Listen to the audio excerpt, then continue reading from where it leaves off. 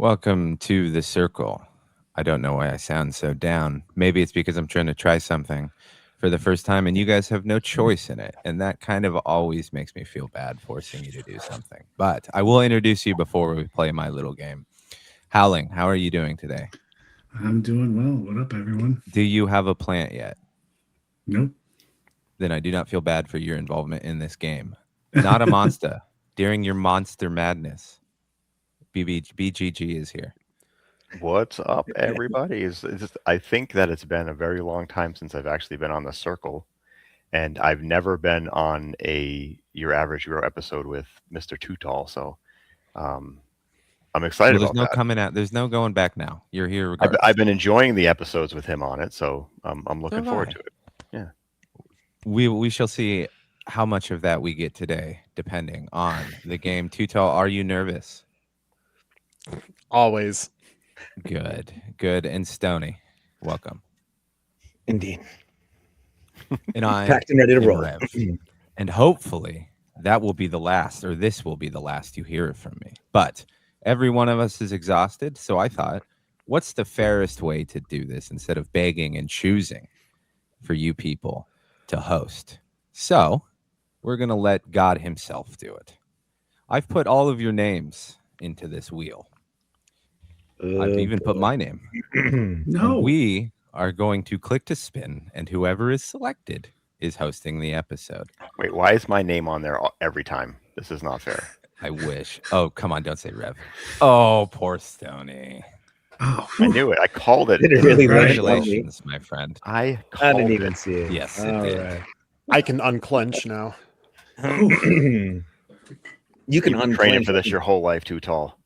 Yeah. True. Yeah. To Wait, avoid. isn't this? I was isn't this going to be a where I would just dick hand it right off. if you wanted to be, but no, you Yeah. can't. You've been spoken by luck. But if I wanted to be a dick originally, and I was going to show you if you looked, but all of our names were on there twice. But I was going to delete my names and then hit spin. But I'm afraid it might have been too obvious. But You see, Stoney, on that though, I saw there were two spots that said monster, so I'm not sure who that would have been because clearly was my you. name says not a monster. Therefore, well, yeah. So if it had said not, then that would have been me. you bring up an interesting point because part of the reason we wanted you to have on is because you're doing this really cool promotion that I think people should take advantage of. However, the title of that is Monster Madness. So if you're not a monster, who the fuck is doing the Monster Madness, and can we have him on? Sure. Do you know who it is? Hold Can on you- 1 second. Yeah, no. Is this? Are you gonna? I'm the manager. Ladies There and you go. gentlemen, and entree. All right. All right. Now let's see. How do I change my?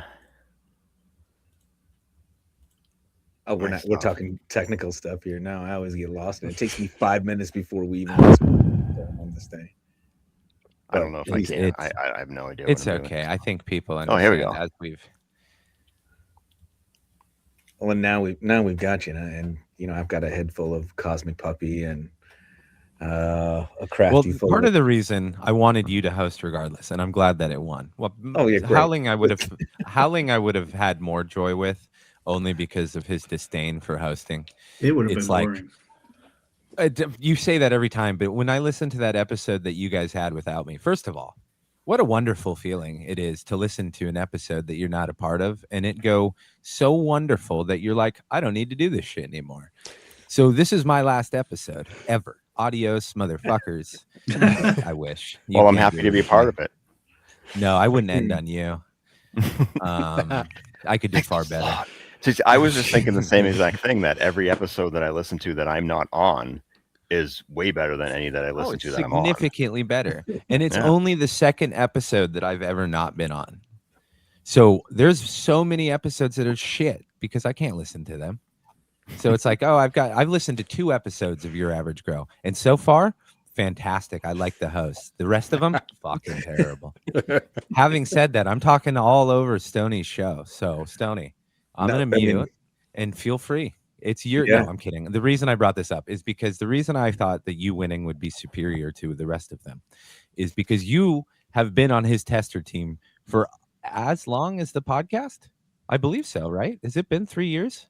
It's been a spell. I think I have the 2023 sticker still in my tent. Wow. Yeah. What was the first thing you tested? Patience. Oh, I was going to say those were double letters at the time. You would have been testing one of the wedding Yes. crosses, Nice. I believe. Yeah, that's right. Along the Actually, way. I think you ended up testing, if I remember correctly, was the OG wedding that you tested.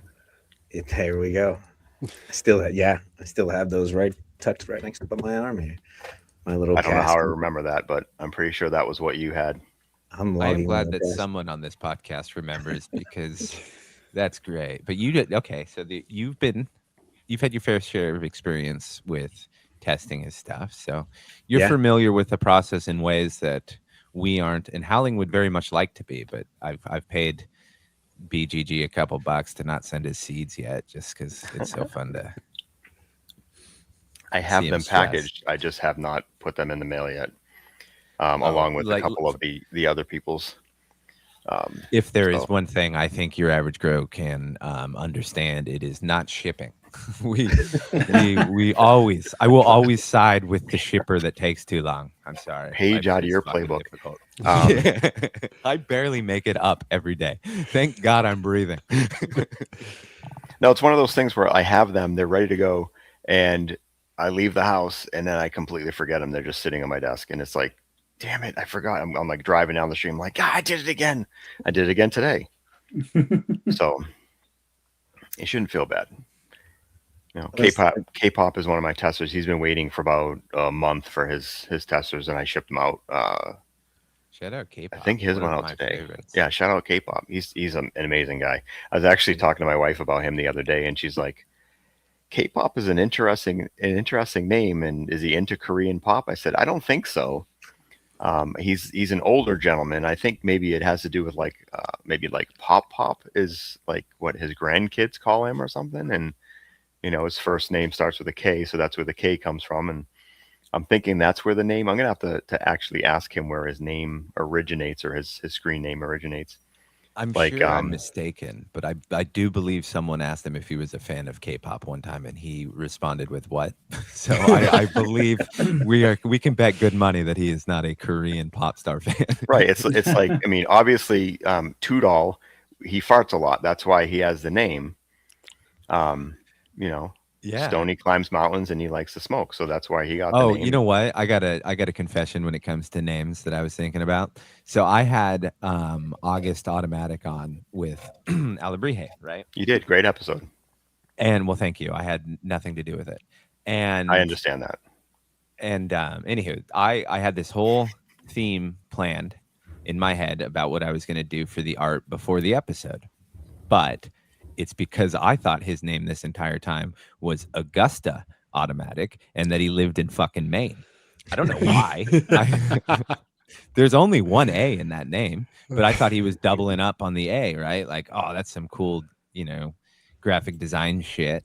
But no, it's true to how it's spelled, August. And so it was quite.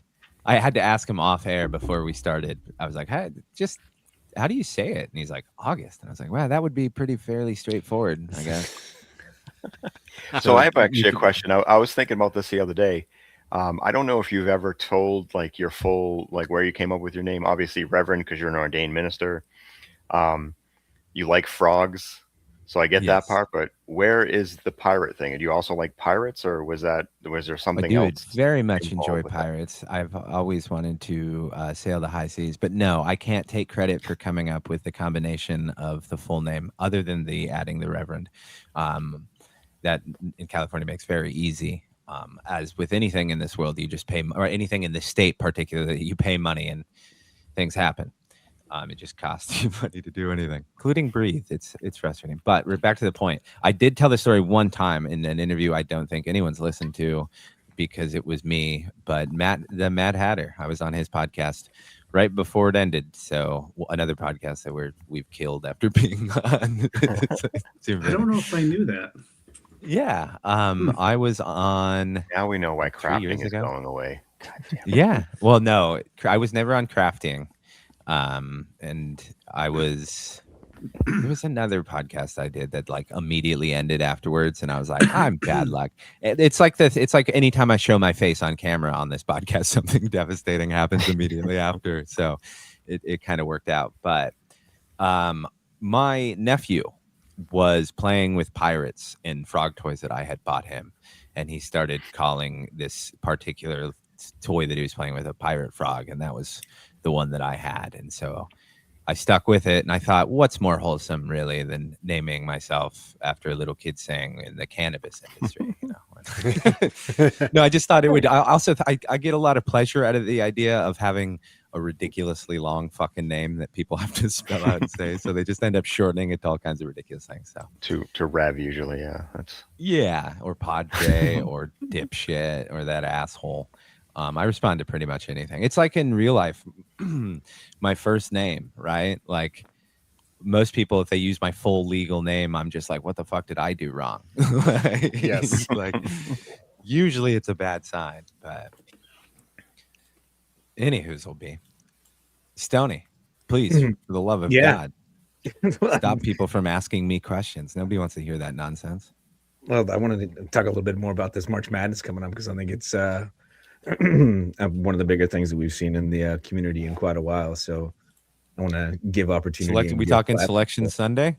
We talking March Madness or the Monster Madness? I don't fucking play basketball. We're talking beans in bags, bro. Beans in bags. I know. So let's break it down. We've mentioned it a few times. I think it's a pretty fucking big deal. Did you? Yeah. I think it's a big deal only because I believe Howling and I have kept it up so long of calling you a monster because you're one of the kindest people we've met, that some people have asked me if you're an actual monster, and I have to break character because I'm like, no, he's actually super sweet. So I'll ask him a question.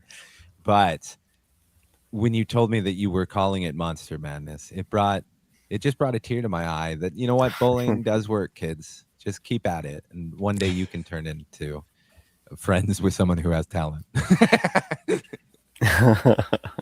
Well, that's why I surround myself with people like you guys. It makes me look better. No, just kidding. Because you're all very, very talented growers, whether you want to believe it or not. And that's I think something that a lot of us suffer with is not accepting and recognizing the quality of growers that we actually are. It's unfortunate, you know. It's a praise thing, maybe a self-esteem thing or something along those lines, and it's we need to cut that shit out because we are kick-ass growers, and I take offense to this. I'm a kick-ass no grower. No, don't you bundle me with them. You have grown in the past, and you're going to be soon. I'm sending your fucking package out tomorrow, and you're gonna like it. Yeah, we're gonna pile some. Don't eat the seeds like you did last time, though, please. Pile the guilt onto him. Get him something going. We're gonna rock it. I think it's gonna line up nicely once those land, and I think Rev has, by my estimations, a little less than 20 days left until he's ready to start too. So it's gonna go in the sour Durban tent that I'm gonna grow with Rev. So I think it's gonna line up nicely. My son was pretty happy. He was like, "Oh, you got to go record." He doesn't know what this is all about, but that's what he calls it. I have to go record. And I'm like, "Yeah, I'm gonna go. I'm gonna go talk to the guy that made you the wolf shirt and sent you the wolf and everything." And he doesn't know your name or he can't remember it. I'm like, "Yeah, we call him the big green guy." And he's like, "Green Guy Genetics." I was like, "Yep, that's him." Nice. That kid is going to be the coolest kid in high school because he doesn't even know it yet. He stole a Green Guy Genetics sticker. It's on the inside of the window in the van next to where his seat is. No, it's proudly displayed, man. It is. I was lucky enough to see it. Well, when he has the is it the Cosmic Puppy one that I sent? Yep. Yeah. That's the one that he has, yeah. So I had sized it. I asked you to like what size he was or whatever, and then I had to make it a size larger so it would last longer for him. He still wears it to school. And then I had actually sent you the wolf pack in. I had shoved it inside of a wolf puppet, which you were just showing on camera. And then you said your son stole it. so I had to get you another one to send, so you'd actually have one for yourself. I'm assuming he hasn't seen that one, otherwise he'd be two fists in the wolves. He probably would be. No, this one stays in my office. He's not allowed to have this one. See his recipe, his office. I leave it right here on for my work. desk while I work, so it can yell nasty things to me while I'm working and make me feel worse about myself. This is So a total to- side note. Sorry, I have to ask ahead. this, but is it true that UIT types will keep an inanimate object next to you so that you can run ideas past it? Oh, for like rubber ducking? No. Yeah, I've heard that. No, I don't think so. I mean, I will Okay. yell at my screen and stuff and kind of talk see, to that's myself, common. but I will I don't yell have at like a every thing that inanimate I look object. at. Yeah. Okay, good. I was like, that seems like a strange thing to like. Everyone No. has it. I was like, I mean, I've met a lot of people that will take their quiet rage outside. I just I've hit my walked- head and yell. No, I mean, I'll sometimes walk around my office and just like look up and just be talking or trying to work something out in the open when there's no one around. But no, that would be weird. Like I'm gonna stare at my like coffee cup and just start talking to it. No. I thought But I'm it was sure there's some strange people that only do. Yeah, I'm not shit talking. I just personally thought it was strange because, like, when I'm screaming at something inconsequential, like I stub my toe or something, I don't want to direct that at anyone. Like, I'm the one who fucked up. I don't want to take it out on some, like, I know it's a fucking plastic thing, but I don't want to be like all these But negative vibes pointed at one thing. Like, It is- I it wouldn't is yell at pretty my common. plants, you know. It is pretty common for us to talk things out verbally. Like, it's like I'll have a coworker hop on a video chat and they won't say anything. I will just be talking and I will work it out and I'll be talking. I'm like, whoop, there's the answer. Thanks. Mhm. And leave. And they Yeah. wouldn't have to say anything. They're like, yep, cool. Yeah, I- sometimes I'm- that's all you need, though. Yep. Yeah, I think it's pretty universal. I'm sure it's different in how it approaches people, but I always tend to, when I'm working out something and design work or any, issue that I've been having, it always seems to come to me at like in the middle of the night. Like I'll wake up with the idea, or I'll like wake up in the morning and have it solved. And it's so frustrating because I'll have always put so much time into it beforehand and got frustrated. And it's almost every time it's like, I could have just gone to sleep. But after this many years on this earth, I refuse to learn that lesson. But I bet you it happens to all you guys too, right? I think it's part of the process. Sometimes you don't go to sleep, and it's because you're still working it out while you're awake. And then when you go to sleep, you finish working it out. But Mhm. if you didn't do that work to begin with, you probably wouldn't have woken up with the solution. I That's dream true. about some problems sometimes and I will have like some lucid dreams about it, Mhm. working it out. Yeah. The thing kinda that, weird. that gets me every time is like whenever I'm doing a project on the house, which right now we're renovating the whole kitchen, and if there's something that I've never done before, I will literally for days before I start the project dream about it, and like actually Mhm. to the point I'm completing the project, and then I'm mad because I Yep. get up and the project's not done, but I've completed it multiple times over the last few nights, and the stupid thing is still needs to be done, and then I have to go and do it. But Oh yeah, I You know know. that feeling, and I make it somewhat worse where if I'm doing something like you said, where it's new or I'm trying a different approach to it, and I watch YouTube videos on it, and I watch a bunch of them, and I'm like, I get the whole process, like overview process, right? And then I Right. get to do the step, and I'm like, oh fuck, I got to go rewatch this very specific part. The amount of times that I have worked on projects and the amount of test pieces I have made to make sure that my idea would work, and then I finally land on what works, then it comes time to cut all the pieces, put everything together, and somehow it still doesn't work. And then you're just like, it's Oh, just so frustrating. yeah, Oh, there's nothing like it. But all of these frustrations aside, I do like the same for IT, the same for any machining, the same for I imagine healthcare, I imagine cooking, especially breeding. It's just it kind of works the same muscles, works those brain muscles, which I think is universal to all.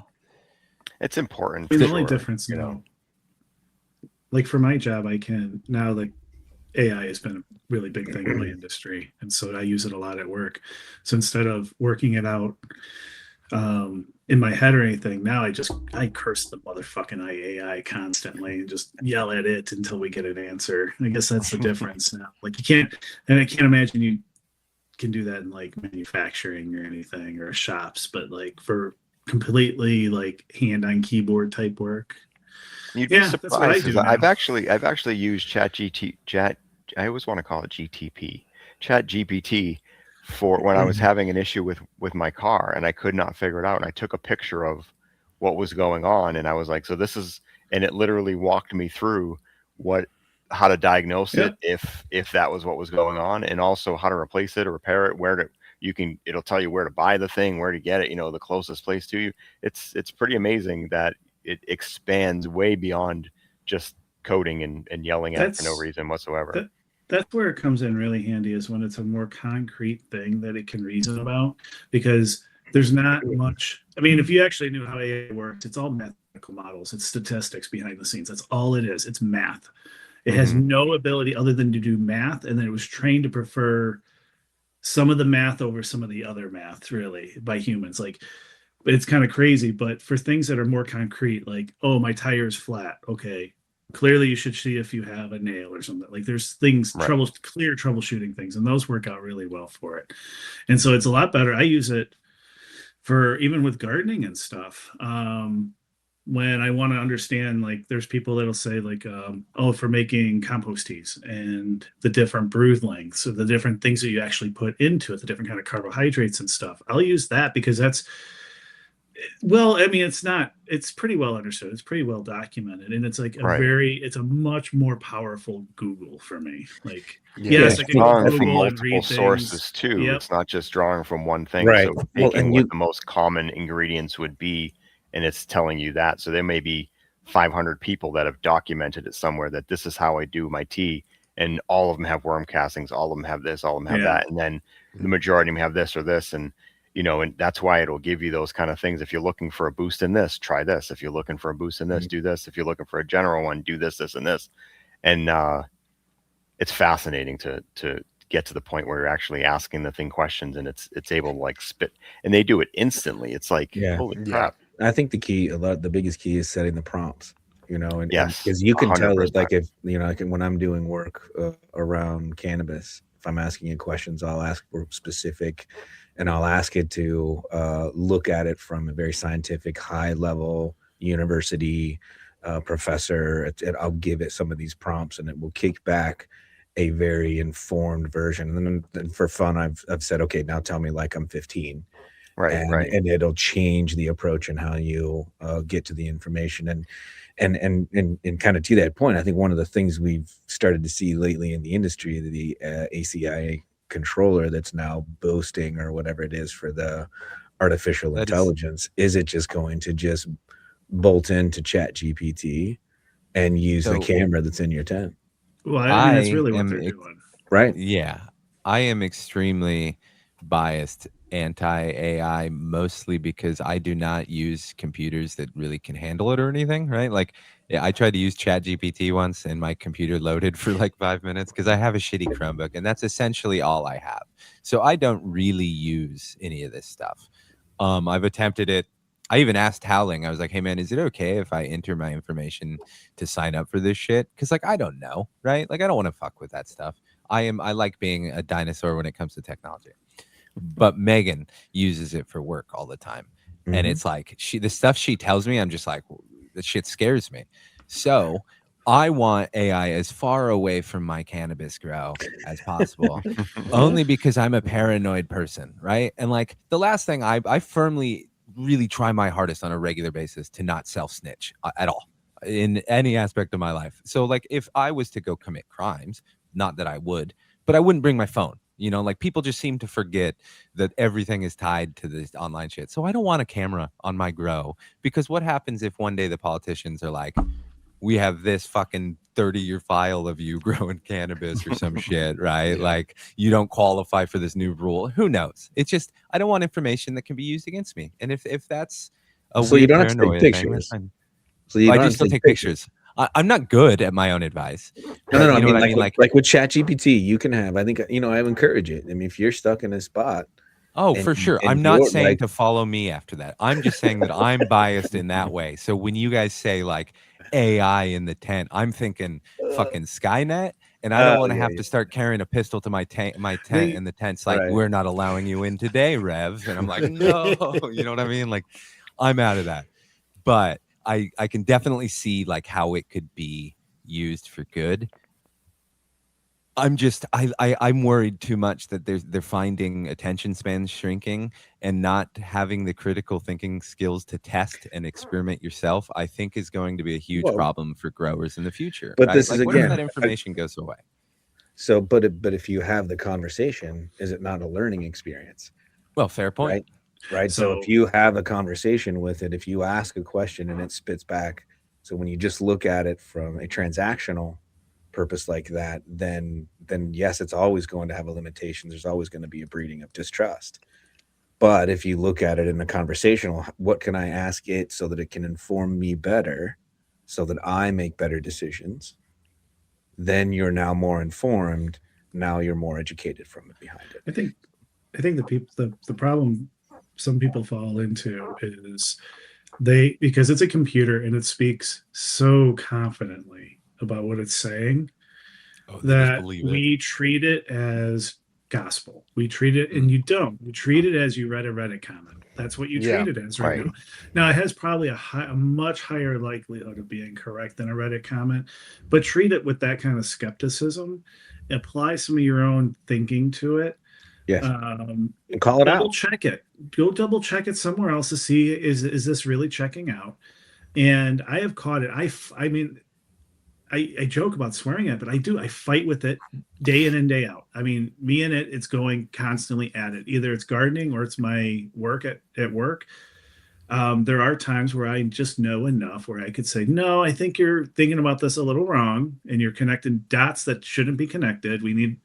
And it can get it wrong. It's just a statistical model It's a of people I like the probability. way that, yeah, it's a great way to look at it. 2 points before we can move on to something and let Stoney actually take over. Sorry, Stoney. But first point, when the AI wars start and they turn on us, we want to be as far away They from already howling as are. we can. Oh, They good. already are Greatness. turning Let's on not us. start this. I need to Oh sleep tonight. no. Don't make Oh this no, hit no, me no. freak out. They're out there. They're already scamming people out of Bitcoin and their Oh, credentials and using good. them. It's happening. That's Uh-huh. how that whole Molt book and open claw stuff happened, where people are not knowing what they're doing and they're letting it loose in environments that have data that it should not have access to, yeah. Oh, jeez. or they're giving it the data to go do something, not realizing then they have that to do other things with it, or share it with other people's, or ransom it, or give it. No, it happens. And there was people that were, Wow. I have to find the article series. There was an AI bot that was harassing someone that created like open source software. It was going and harassing the person about it, of like a very popular library that people use. It started going and Wow. harassing him, writing hit pieces on him and blackmail. What a wonderful It gets dystopian nasty. future we've gotten Yeah. ourselves Oh no, into. this is just the start. It's getting nasty. I will. My second point before I completely lose all my bias and get angrier, Stoney, is you do bring up a good point though. If you are learning more and furthering, like for instance, there's a lot of things that I've learned from Howling's dealing with AI, right? That's fantastic. That's more knowledge. There's nothing wrong with that. And the internet itself, the greatest joy that I had when it was first mass introduced was my thought was, wow, everyone's going to know as much as they want now. Granted, the bell curve has gone the wrong way, and now we know a lot about people we should know shit about, but whatever, right? I was wrong. It's not the first, won't be the last. But it is still a great hope that hopefully with AI, everybody becomes better at everything they want, I suppose. I don't know. Any One good news last from the thing. dystopian thing? One last Yeah. thing before we let Stoney run with this now and stop doing his job for him. Just because you mentioned learnings, and like the thing I've unlocked recently, it's more been towards the technical side of my work, but I'm starting to apply it elsewhere, is we have these conversations with AI and we learn from it. Like I might be talking about how to set up a worm bin and feeding schedules and how to correct pH deficiencies and when to use coffee grounds or ground up eggshells and like all these things to kind of tune that environment. That only lives within my chat session in my memory.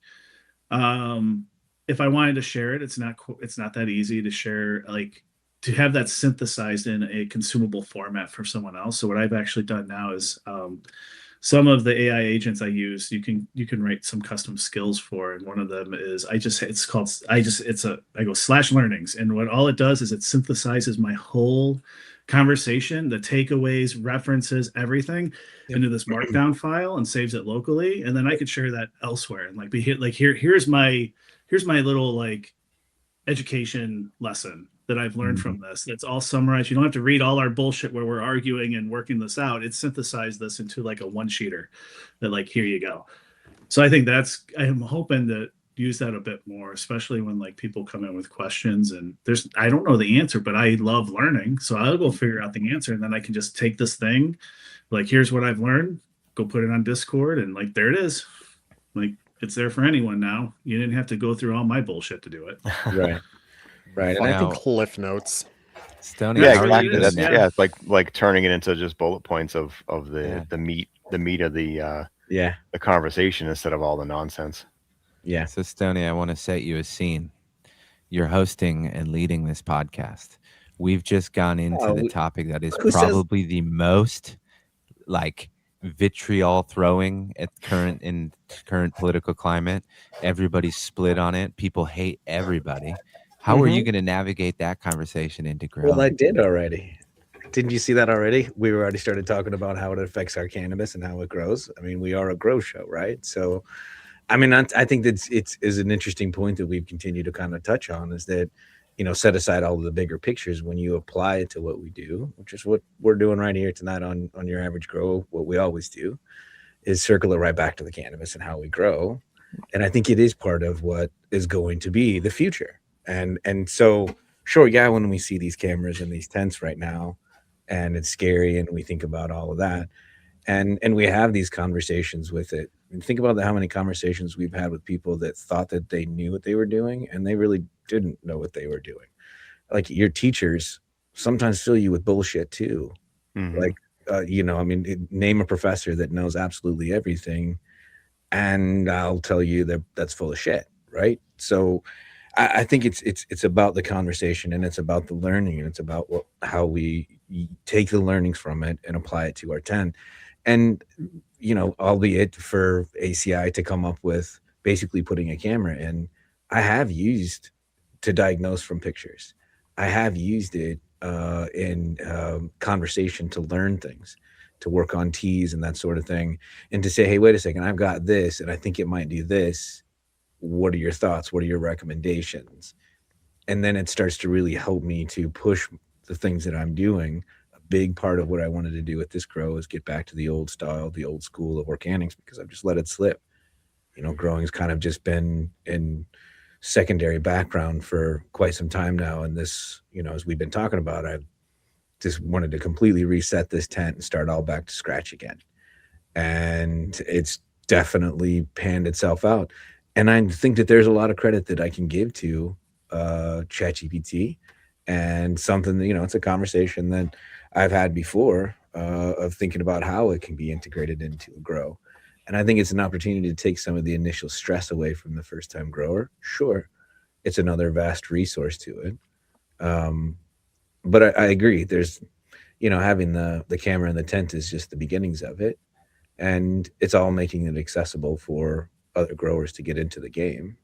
And that's really where, you know, I think back to where we started off the conversation around. It's been, you know, 2023 was when I first started out as a tester with Big Green Guy. And I know I was one of the young testers, and there's testers that have been doing it for quite a while, right? See? And this is, you know, we're coming up into this space now where we've got this opportunity again with March Madness to get into beans and to get into the vault of the beans. The Big Green Guy is opening up for us. And these are, you know, one of the things that I was always have been massively impressed with, and one of the things I've been most proud about always having Big Green Guy in the tent is knowing that these beans were tested in volume and mass volume, and really looked at and really carefully selected. And I think that there's a lot to be said that goes behind the scenes and years of growing. And I mean, you guys literally saw it peel right out when he remembered what he sent me. And all I can remember is it was like 2 letters and a number. And he can tell you which one of the ones he selected for me, because that's really the key, is that it's not just, I think one of the things that's always stood out with me in this testing, all the way back to your question in the very beginning, Rev. Yeah, I was listening, and I hope you are now too. Is that he will select a certain one based upon your growing style, what you like, what you don't like, rather than just saying, hey, I've got these 10 that I need to get tested. I'm just going to randomly send them out to whomever. Like, each person, you may have one that he's pretty sure is going to go out, but maybe not sure. Like, it's very individualized within the testing versus just kind of like, oh, just run this and tell me that it's okay. And he's going to pick certain growers within his corral, pardon me, that will grow in a very specific style because he may want to see it react in that environment or that style of grow, because he's tested it in a different one. He knows that some of us grow big, huge ones, and he wants to see how big things can get, or some of us try to keep it on the small side. So it really, I think that is the extensive testing stands out to me and is the most remarkable with with any of the breeders that I've seen in the industry right now. And I think that's why it's pretty amazing that you're opening up vaults in this March Madness. So I'm going to give you a little bit of floor time here to just lay that out on us, brother. Well, so the first thing is, I like to give back to the community as often as I can. So I try to do these little like pop-up things, like the Monster Madness is what I'm calling it this year, as a play on words, obviously, of March Madness. It's going to be going for 2 weeks, so it'll actually start before this episode comes out, but you still have plenty of time to get in. If you are not on my Discord or not on any of the other Discords, then you wouldn't even see the announcement that I'm going to be making tomorrow about. I already made it on my Discord, but I'll throw it up on some of the other ones so that people are aware of it. But there will be some things that I haven't had up for a long time. I had somebody ask me if I have any more of the George's root beer, so I'm going to throw up a couple packs of those. There's going to be quite a few autos that I have not had available for a very long time. But there'll be limited packs, and they're still going to be the same as what I'm doing for the Monster Madness thing. Is every pack is going to have twice as many seeds as it normally would. So in a feminized pack, you get between 5 and 7 seeds. It's going to have 10 to 14 seeds approximately, all feminized. For regular seeds, I usually do 10, 12 seeds. So you're going to have 20 to 24 seeds. And so if you're looking to do a hunt and you're looking to breed, or even, play around with genetics, that's kind of a good way to get into it. You can find a keeper in 24 seeds, male and female. You can usually find something that is what I consider a slight standout above some of the others. You're not probably going to find a unicorn in that.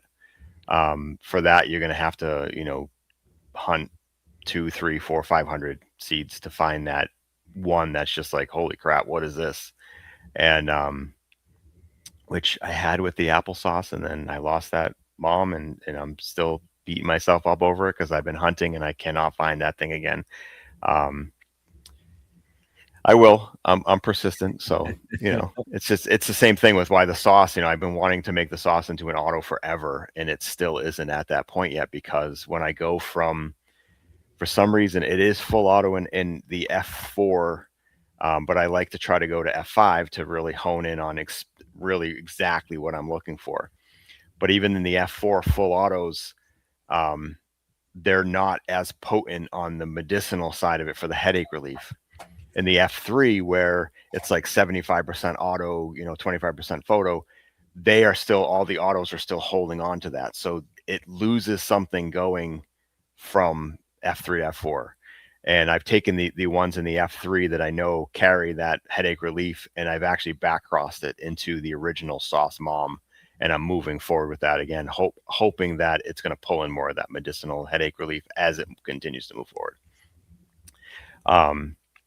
So we'll see, fingers crossed on that, but we're moving forward on that as quickly as I can. But this week I started going actually more through like my vault of seeds that I've created throughout the years. And I was like, holy crap, I've made a lot of crosses throughout the years that I've made available. I mean, what you see that's available isn't a tenth of what I actually have created. So there's a lot of stuff that doesn't make it, and people I think would look at it and maybe read my notes or look at pictures I have of ones that didn't make it, and they would question, why didn't that one make it? And there's always there's a specific reason, so sometimes it's something as simple as I didn't like the yield at the end. It wasn't a big enough yielder for the amount of time it took to make or whatever. And if the smoke is good enough, then I'll go back and revisit and maybe try to cross it with something else that is a bigger yielder to then bring that into the mix. Odin's Sons, yeah. But the thing is, like, Odin's Sons are really good yielder. The Asgardian Wedding was always a really good yielder. Your Tangy Wedding too. Very great. One of the Tangy Wedding, but that's two just powerhouses mixed together. Yeah. That's when I first talked to Alabrije about, are you cool with me doing this? I really like the Tangy. I've grown out a bunch. I want to cross it. I want to at least try and see. And man, I was I grew it out the first time, like, wow, this one's really good. Like it really brought forward the best of both of the strains. Oh yeah. Which is, ultimately when you're creating anything, you want to see it be better than the parents. You want them to be a really nice combination of the parents, but then a next level after that. You don't want to be like all of us and disappointing our parents. We want to be better than our parents. So yeah, that's really what I look for anyway with that kind of thing. But that's the biggest thing. So that's there's going to be extra. So I always do freebies with every order. So there'll be extra freebies in there. There'll be, twice as many seeds per pack. And there'll be some things that haven't been available for a long time.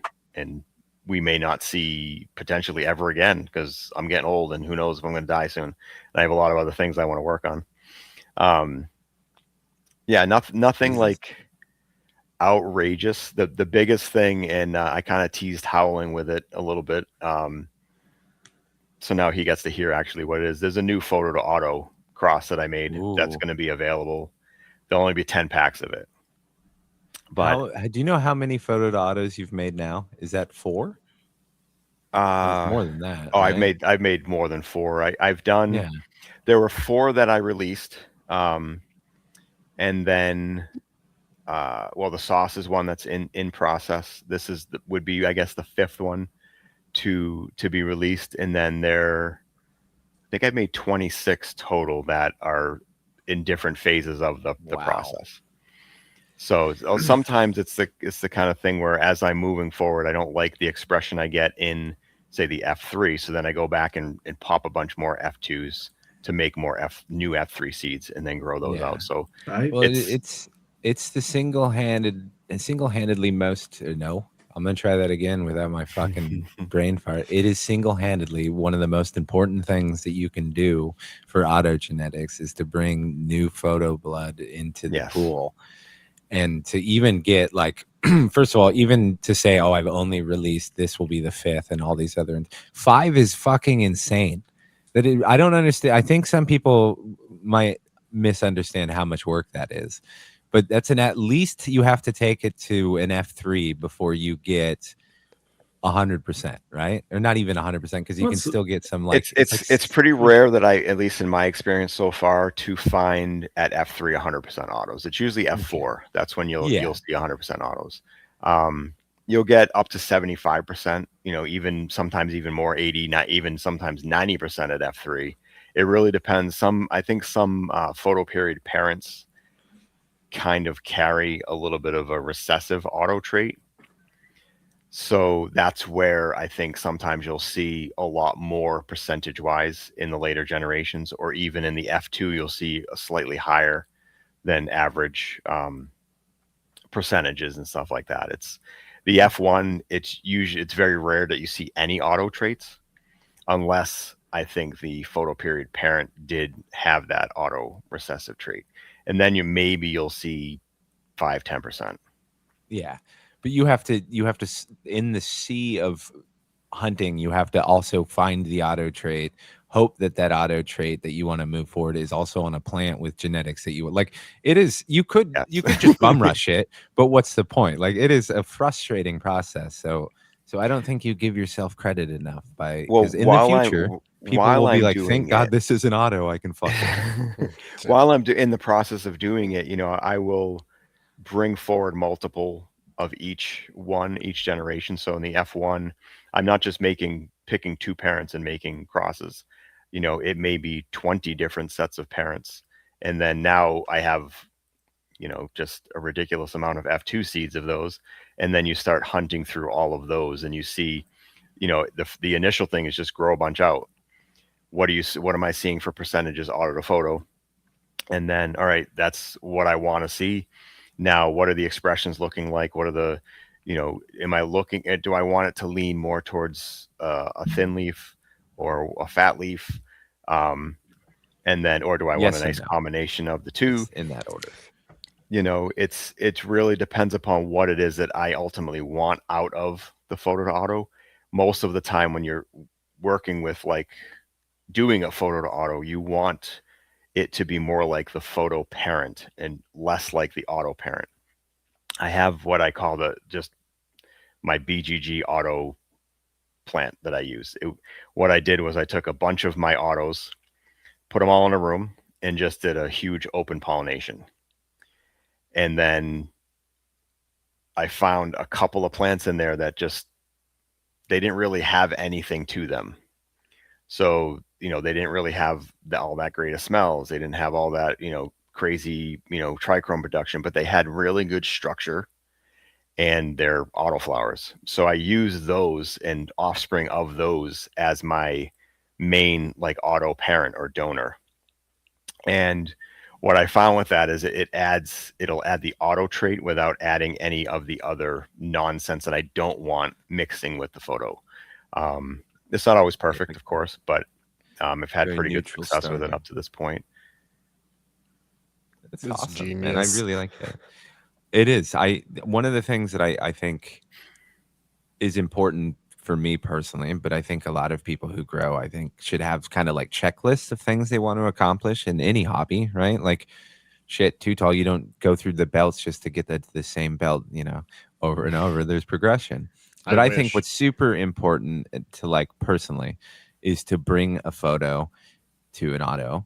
And I think if everybody had that kind of thought, there'd be a lot of fresh blood in the pool. And I think it's the ultimate way to give back to a hobby that you've enjoyed.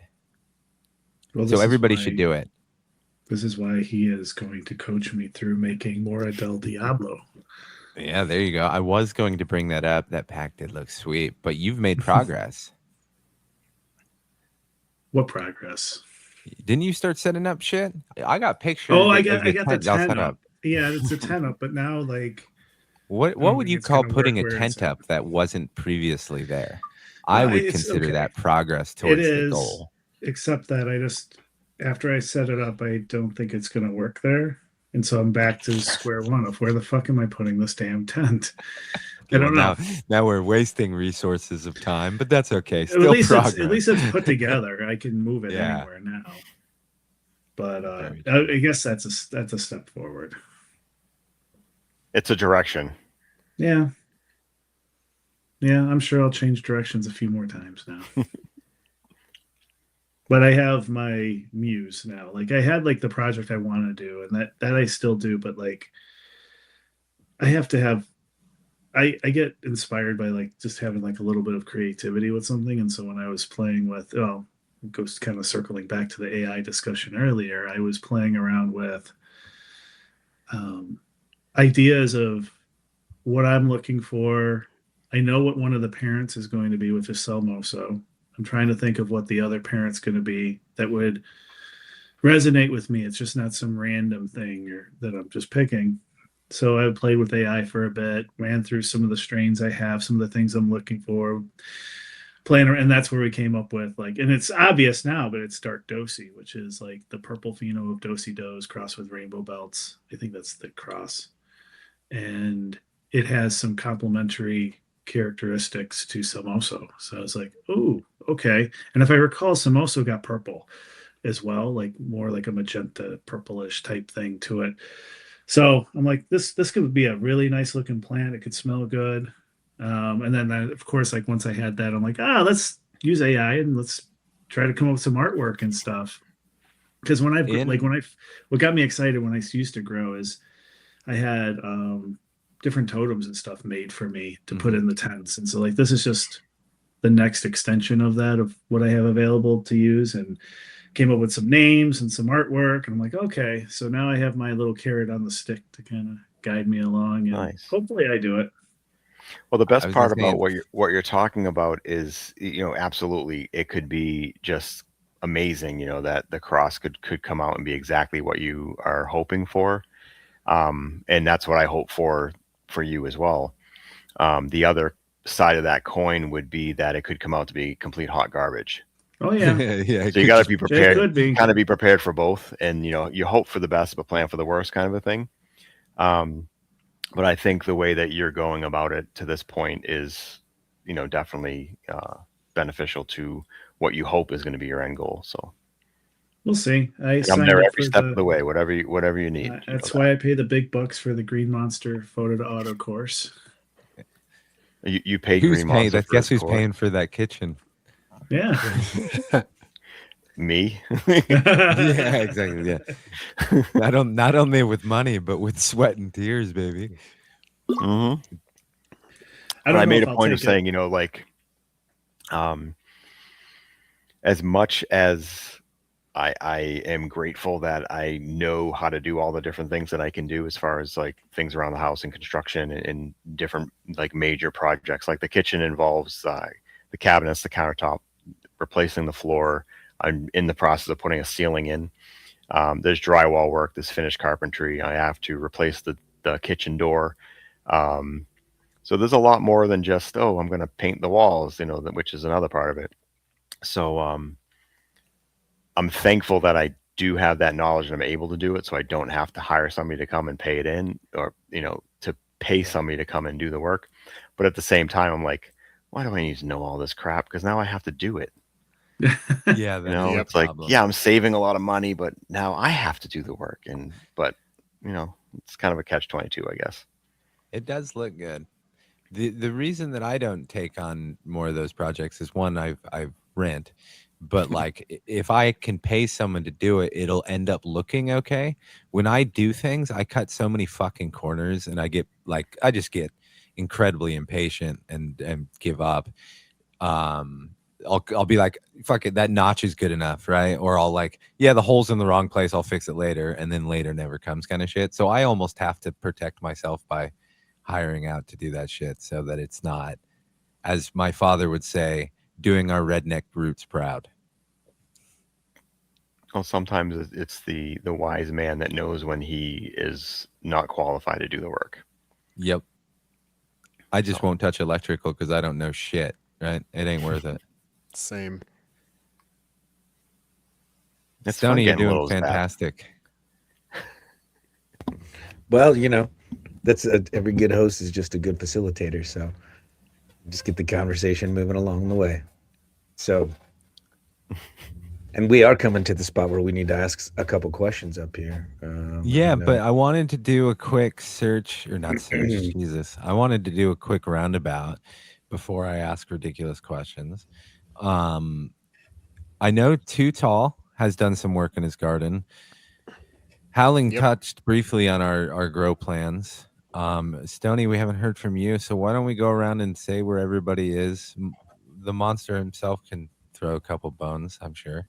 I think he has a plant or two. I would venture to guess. We'll start no particular order, but let's go with Tootall this time because I mentioned him first. Yep.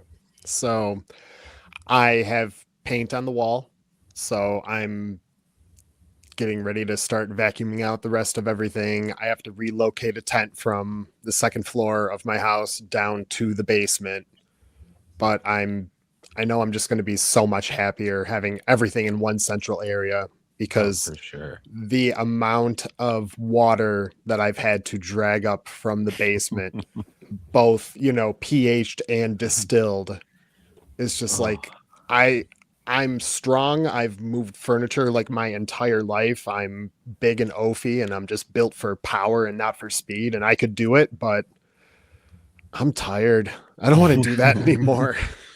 Some might say you're too tall. Yeah, definitely. When I'm down in the basement, I'm like having to crane my head around in areas, but I'm grateful to have a space that I can just have everything in, and then I can just walk out and across the way I can look and see my doomsday prepper style organization of all of my grow stuff that I have and stuff I know I need to go through and use. And then I Hell round yeah. another corner and I have my seed vault and just It's all like coming together. just musing over what I'm going to grow next. So Have you made any selections yet, or are you still in the R&D? a little bit of R&D because I have an anonymous benefactor for those Oh, yeah. who are just listening. I'm winking, but they said they would send me a sour derb, so I'm gonna be a sour derb boy. Yep, I'm getting Rev Yeah, right baby. on it. Yeah. So I am so grateful to the anonymous benefactor, and that's gonna have to throw some of my other plans that I had for my photo tent, but still gonna run with the Sawce because I am a migraine boy, and I am very excited to see how it works and how I feel on it because I have one of Back Nine Bandits rollers, and if I don't catch the migraine enough to take my medicine, like my prescribed medicine, not the stuff that I would love to take all the time, but I respect my workplace and I don't want to fuck with that. But like I roll that on at work and just like rub it in. And like the first time that I did it, I walked over to one of my coworkers and I had her like smell my head. I mean, but because it's healthcare, there's like the social boundaries and the Right. personal space boundaries, they're fucking non-existent. So I'm like, here, smell my head. Does it smell like weed? And she's like, not really, no. And I'm like, yes, let's go. So That's yeah, awesome. I'm very excited to grow the Sawce and maybe thinking about doing a little bit of breeding with it, as an initial project. Just I have some other different flavor profiles that I think could be fun to play around with and see about like you go about with your crosses, just still having that medicinal benefit, but just introducing new flavors into that pool. Yeah, I've had a lot of fun doing that with the Sawce over the years, and I'm continuing to as well. So yeah, it is cool to see Yeah. if I can bring it forward. The blueberry Sawce is probably although the root beer sauce is pretty good too, but the blueberry sauce is definitely like blueberry forward, like in your face blueberry, and then it has that medicinal. So it's Mhm. very nice. Yeah, that's definitely on my short list to grow. I'm excited to see what you come up with. It'll be fun. Stoney, where are you at in the world of gardening? Well, full flower. I'm in full flower Ooh. stage on my autos, and all but one of them actually took off. So my tangy table Chihuahua is, of course, speared out and going crazy. I just did a big worm tea drench, let's see, 5 days ago on it. And that was about 4 days after I stacked it after a blue corn sprouted seed tea. So I did that one, and then got some microbial action into it with like some of those the worm castings from Missouri Worm, and a bunch of chitin in it actually from him as well, and drying out the castings now to make a top dress on the autos. So they are cruising along quite well. They are loving the brand new soil and this all organic approach to it, and just ready to kind of get through this round. It feels good so far, and I'm hoping to make it all the way through as well as it's been. A fun little bonsai going in there as well. It got too stinky for the kitchen counter, so I've got a dual was it the Griswold family tree in a pot that have been all bent and shaped quite well. Really stoked about them. Nice. And then I've got my little first photo period project is going pretty well over in its own little tent. I did my first bend. I topped my first plant last week, and have been doing some bends with the bud clips, trying to do some training around it, and got a nice, really short, bushy plant going. But it's sitting in an earth box right now. Clover, I think it's like 2 or 3, 4 inches tall. So it's really Wow. coming along. And I'll circle back to this a little bit before. One of the conversations I've been having with ChatGPT is around some of that top cover, because I went back and forth whether or not to get a plastic cover for the earth box, because that's what I've done before. And I went through some really good conversation with it, and actually decided I'm going to go with rice holes on it. It's a little bit not what I'm used to with the earth box, because I'm used to kind of trapping it all in there and creating that fun little layer that likes to peel back. But that little layer actually is there no matter what, whether or not you put it underneath the rice holes or you put it underneath the plastic. Is just, underneath the rice holes anymore. But one of the things that I thought was really cool and really sent me down a rabbit hole of fascination was that there was a recommendation that was made for when you're doing the clover to actually leave about 15% of the clover to continue to grow. Like typically we chop drop, right? Because we want to feed the nitrogen into it. Specifically clover? Yes, whatever your cover crop is. Well, I know. The only reason I ask, I'm sorry, is because clover itself has the wildest root system that, like, it will smother most autos. If you start it too early, but I think that's the key, is that you got to wait till your plant is going well enough. So you leave a portion of it and you don't chop and drop it, because it is a nitrogen replacer. So it is like pumping nitrogen into it. And apparently with the leaving the living there, it will continue to signal the bacteria growth relative to the breakdown of that nitrogen too. So it keeps the cycle going and keeps pumping more nitrogen into the soil. And most people typically don't put enough nitrogen in during pre-flower and flower, especially in autos, because they tend to get really hungry for a little bit of that nitrogen uptake. So it was an interesting one. It was one thing that I kind of picked up from it that I thought was really fascinating. Can I ask one more question? Yeah. With the rice holes, what was your ultimate deciding factor? Because I've also used rice holes before. I still use the plastic. I'm not strongly aligned one way or the other than the plastic I've used, but I didn't have to purchase any more. I'm just what ultimately made you switch? I've always struggled with the earth box getting the plastic cover over the plant. Yes, because that is an absolute pain in the ass. That is why you'll see mine is ripped to be like the size of a basketball, because I've killed a plant that way. Right, and especially if you are doing that sort of cover crop play with the earth box, and I know you can cut, like a cross in it to make it easier to get around it, and it gets in there, but you still have to tape it up. And fine motor skills isn't easy for idiots like me, my friend. And it was, it came down to, I don't have a cover. What some other my options going to be? Because so what else can I do? And at one point I had this DIY idea of taking panda film and magnetic bars, like the cheap magnetic bars, and just making my own cover with it. So that was going to be my other option, and then just running a split down the middle of it, and then somehow creating a seam. I even went down the rabbit hole because you can get zippers, right, that will just tape that they've got an adhesive on it.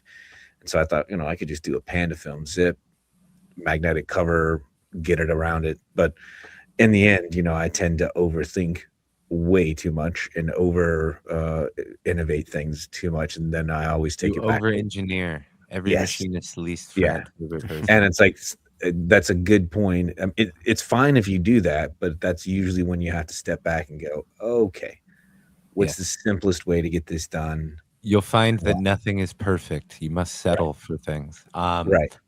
That is a good point. I do want to mention that I've had conversations with New Moon, right? He's going to come on at one point. The zippers are rad. Howling has them. Yeah, they don't work for me because I do not plant in a straight line, and I often have to plant at different places in the box because I am purely planting based on where another plant is. You know, like the majority of that plant is over here, so I have to try and space things because of the way I have a staggered 2 earth boxes and that 2 by 4. And you don't wear pants, so you don't know how to use And I them. never wear pants. It's Yeah. not familiar with anything other than Velcro. These zippers are foreign technology. I've been bit Now, a once. drawstring, if it had a Never drawstring, again. you'd be all in on it. There's For knots sure. in there. That's only on Buttons. Tuesdays, I bud. could never learn quite. Yep. It's like why I use Velcro, right? Don't do buttons. That's just weird. No, That's too much button work. Flies. I couldn't be bothered. I like the breakaways. I just wear a new pair of breakaway pants every single day. When you get home, it's just Yeah, right off.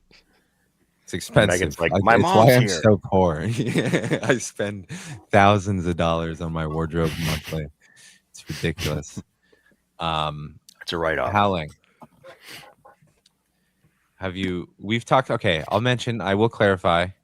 The sour Durban grow is, I don't know if it's quite 20 because we are waiting on my garden a little bit. In the one tent, I still have the violet haze and the drippy eye. I'm not waiting for that to finish, obviously, because I am only on day 25 of flower, and that's going to go 7 more weeks. But I am waiting on the Alebrije, the Hetty Delafante, and I also have a Griswold family tree, Stoney. She's fantastic, and surprisingly, she's quite quick. I've seen a lot of people pull her like late 60s, early 70s, and mine's.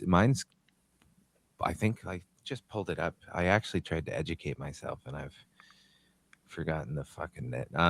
Yeah, she's on day 68, and she's probably got another week at most. So she was pretty quick. I was very pleasantly surprised, but I'm waiting on the Hetty Delafante to come down, and then I will be planting the sour Durban and then the Durban Piff. I'm not going to learn my lesson of putting the violet haze and drippy eye in the same box, and I'm going to just go wildly swing and put another Piff in with the sour Durban and hope they match each other's energy. I think they will. I think they will. I think you're going to be okay. We got time. We got time to start that. So however long your current 10 takes is fine, because I actually have. I was trying to plot out because I can only fit so many plants in the dry tent, so I do have to do staggered grows, and then I want to do this breeding project and the seed preservation for Salmosa. So I'm like trying to balance 4 different tents. And so you don't want to go from what you went from before, where you're like, this is overwhelming, to taking a break to going straight back to overwhelming. Yeah, no, I'm gonna try to. I think it's gonna still be overwhelming, because no matter what I do, the breeding tent's gonna go alongside it. So that's gonna be stressed no matter what. But I'm gonna try to stagger the other tents. And so actually what's gonna start, and I harvested my castings recently, which plugged it for a turbo sifter. Those worm gear turbo sifters are so fucking nice for harvesting castings. They wonderful. They're beautiful. I did, however, just make my own wooden sifters, and I'm sure it still was hours compared to your work. It kicked ass, dude. I was so pleasantly surprised. This is my first time harvesting. Feels good, don't castings, and it feels really good. They're just like the same consistency as like the not gonna knock them or say it's the same quality, but the consistency of it is the same as like the Missouri Worm Supply castings, which is this coffee ground, rich, dark material that is like, there's a texture to it, there's a moisture to it, there's just something to it that is unique. Makes a fantastic coffee. I did that because what I'm gonna do is I want to use that to top dress my 2x4 bed, because there's going to be 2 autos going into that. Yeah, I'm fucking going back to autos. Yeah, baby. But they're going to be 2 green guy autos. I'm going to do the Howling Lizard and Scarlet Howl in the same tent. Who would do that? I don't know. Fucking crazy. Are you going to print a giant picture of you and hang it behind it too? I do have a green guy banner, so I mean that will be hung up in the tent. Those banners are pretty sick. Damn it, he's gonna have shit in two of my 3 tents. What the fuck? This was not planned. But I have to get that started soon. Luckily, I'm off of work on Friday, and I'm hoping maybe then that's when I'll kick my shit into gear and at least Breaking get the news, 2x4. you heard it here first. You probably already saw it. Oh, Because wait, this is episode going to be comes out released after that. So you all can give me shit when this is released and ask if I really fucking did it. But don't do maybe that, Friday. dude. Maybe Friday I'll have some autos Right on. soaking. Yeah.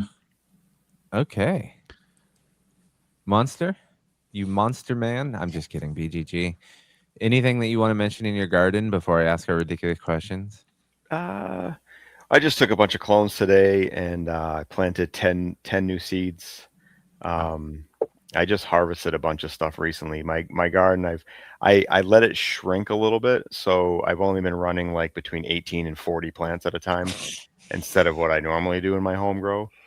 So I'm trying to get back up, get my numbers back up, but I stagger the thing. So I planted 10 seeds today, took 6 clones.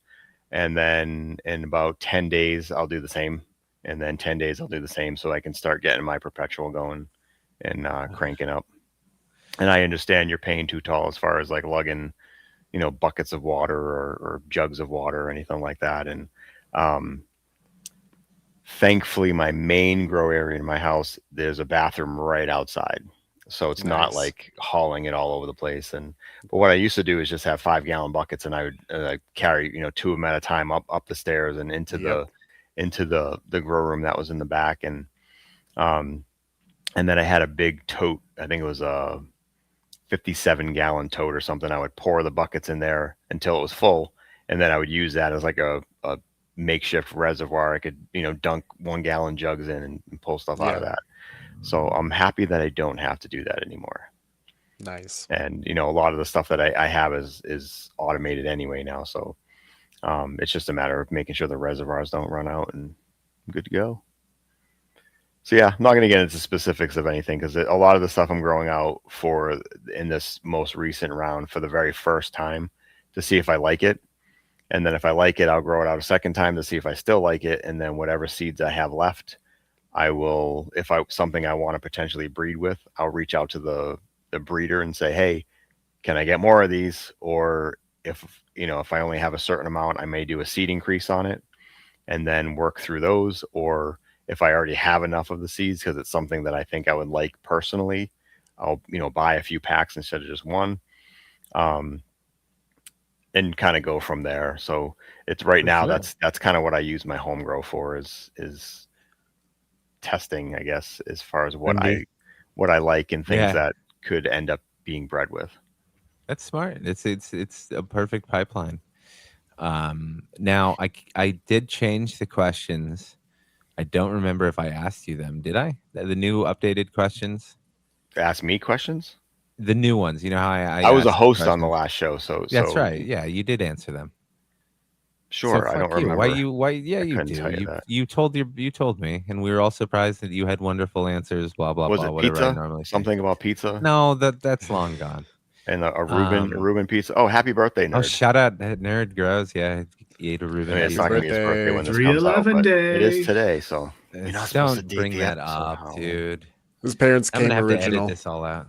It's pretty fucking good. But yes, happy birthday, nerd! And it was our intro sake's birthday the day before yesterday. Chaos Goblin, who lays down the funky bass. I need you, BGG. I'm going to put you on the spot. Put you on the spot. I need you to make me a reggae bass intro for the Your Average Grave podcast. You have about a month before I remember that I asked you. No, I'm just kidding. A reggae one. I need a reggae. Just the bass line. Just the bass line. I would like for both of our intros to be bass. I think as a bass player who sucks at it, it would be great to have actual decent bass players play our intro. Anywho, I've stalled enough to ask a ridiculous question, and I bet none of you have any idea that this will be season themed. And since we're coming into spring, because there was daylight savings times, I have a 2-part question. My first part question is, where do you fall on the daylight savings debate? Are you for ending it? Do you like it? And if you were to like and keep it or get rid of it, I mean, which way do you fall, forward or back permanently? Now, the more important question though is, what is the first item that you would barbecue on a good spring day? You've been inside in your hellish white prisons all winter. I'm sure Tootall is still there, but you have a barbecue. You have endless money supply, so you don't have to worry about that, because my answer would just be whatever was cheapest, but that's horse shit. But what is the first thing you're grilling that reminds you of spring? We will start with the vegetarian himself, Stoney. BGG. Yeah, BGG. So I am not for daylight savings. I think it's a crock of shit as it is now. I understand the need for it in the past, but it's not something that's needed anymore. Working in the different fields that I have throughout my life, I also found it extremely frustrating where California is 3 hours behind us. So the way I would remedy that is I would keep the basically change the East Coast to whatever the Central Coast is. So they would be linked up. And then I would change the West Coast to the Mountain Time. Now there's only an hour between both halves of the state. What I found in manufacturing and things, if I had to contact somebody on the West Coast and it's 8 o'clock my time, well, it's 5 o'clock over there. They don't open till 8. By the time 8 o'clock comes around, now it's 11 o'clock my time. So you send them, you know, what it is you're looking for. You make a call, whatever. Oh, I'll get back to you. They try to get back to you. Now you're on lunch. Then you get back from lunch and now you're talking to the people, getting an answer. And then 3 hours later, you're going home. So you really only had about 3 to 4 hours that you could actually do any kind of communication, unless you planned on staying very late or those people went in very early. Mm-hmm. Changing it to just 2 time zones would alleviate most of that.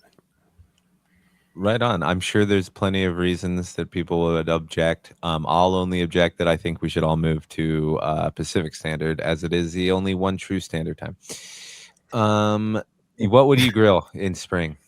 So I've been actually, one of my favorite things to grill is actually asparagus. I love grilling asparagus. Grilled asparagus is fantastic.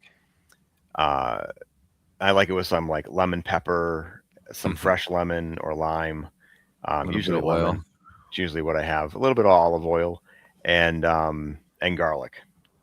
You know, fresh cloves of garlic in there. Choice. So I do like that, but one thing I've actually looked into is I want to grill up some Mexican street corn. I want to do that this year, and I don't know what it's called. Mexican street corn. Yeah, elote. Elote is fantastic. I believe Stoney went to Mexico recently enough and had a fantastic bowl of it. I make a Mexican street corn chowder.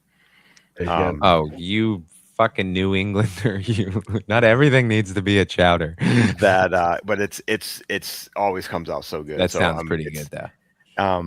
I usually, I'm the only vegetarian in my household. So my wife, she eats meat. My daughter eats meat. My kids eat, my boys eat meat. So I will usually make, whatever portion that I want, I'll dig out, and then I put chicken in it for them. So they have it so it's actually Mexican street corn chicken chowder. That sounds or fantastic. Chowder. Yeah, as your people say. Yes. All right, Tootall. Daylight Follow savings that, time bitch. Oh, that's No, daylight savings time is bullshit. It is.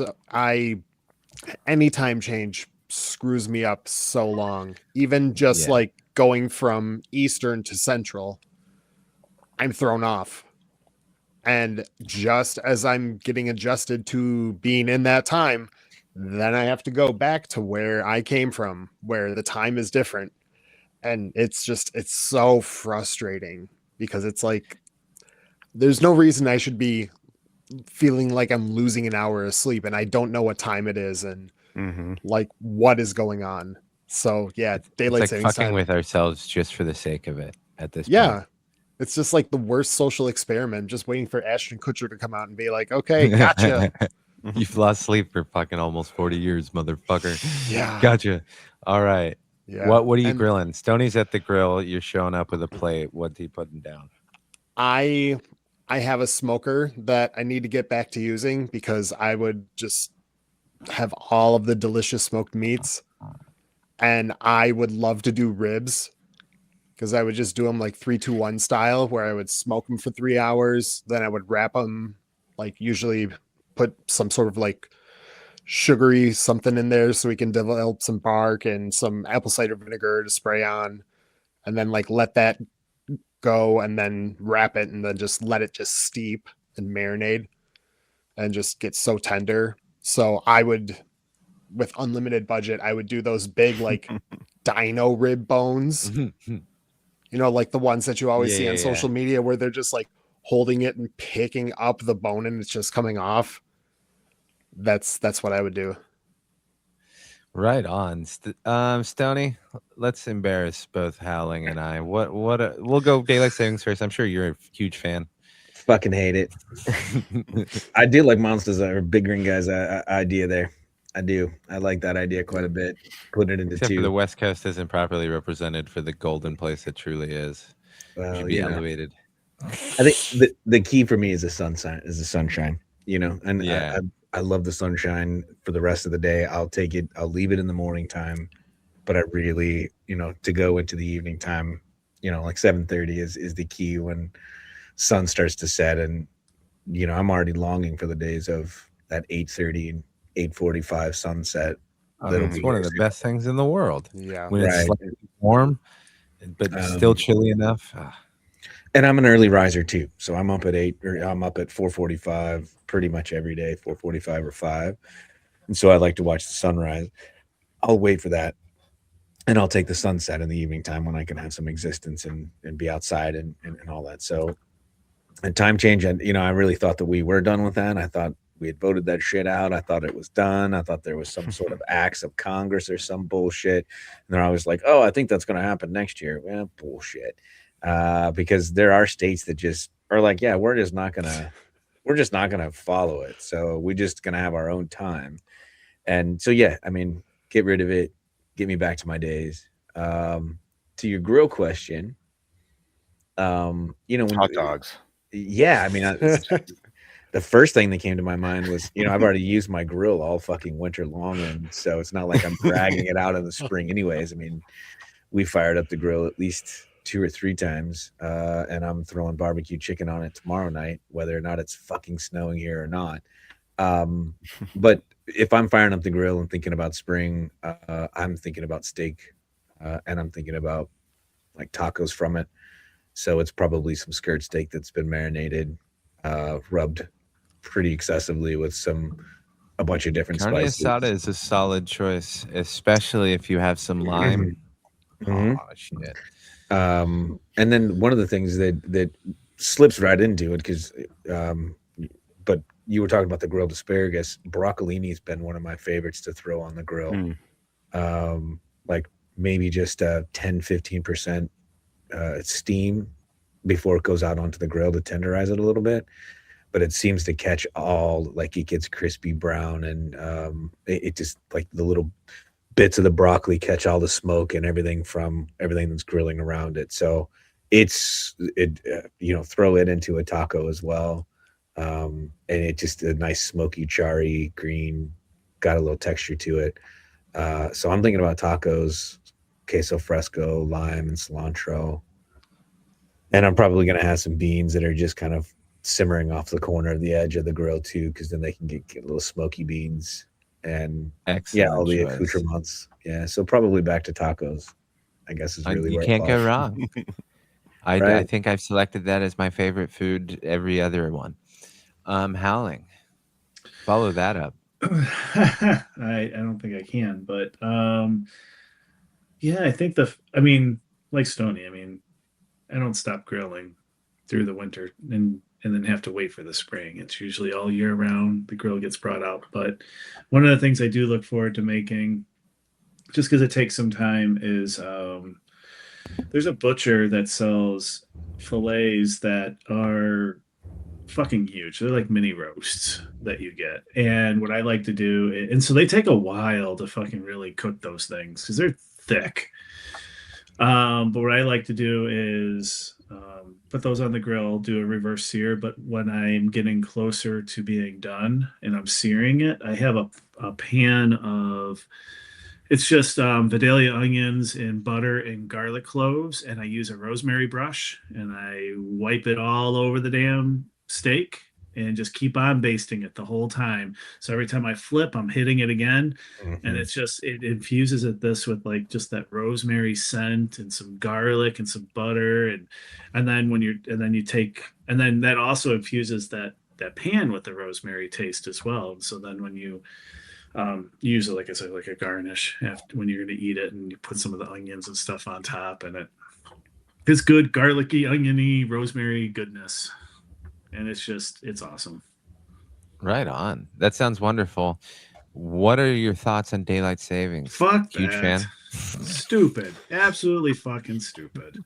I think we're all in agreement. The one thing I will say is there are some people that have opposition to falling or to having spring forward be the permanent, where I'm with Stoney. I wake up early. I don't care if it's pitch black when I go to work. I've never in my entire working career given a shit because going to work has always sucked. I'm not like, man, today would have been better if the sun was shining. No, I'm going to the shop, right? Like I'm working. When I get out and there's sun, fantastic. You can do shit. So we all agree there. For grills, I think I'm pretty straightforward. I'm gonna steal a little bit of BGGs, but grilled corn, man. Anytime you can put corn on the cob on a grill, you're gonna have a good time. It's delicious, especially if you can make some elote. Carne asada is also good, but I'll give a shout out to my Polish friends, kielbasa. We always had this massive party, and it was more of a summer thing. But my growing up, my buddy was Polish. His family had a pool, and we would have this massive sausage party where we just cook kielbasa and consume far too much alcohol. We know the name of the episode. Oh, we are not reliving that. There was some less than I've done some dumb shit that we don't need to relive. But no, seriously, it was a lot of fun. So kielbasa, some grilled corn, more realistic. Yeah, I think that was our seasonal question. Does anyone have anything they want to shout out or anything I missed? Howling. Nope, I don't think so. Wonderful. Stoney.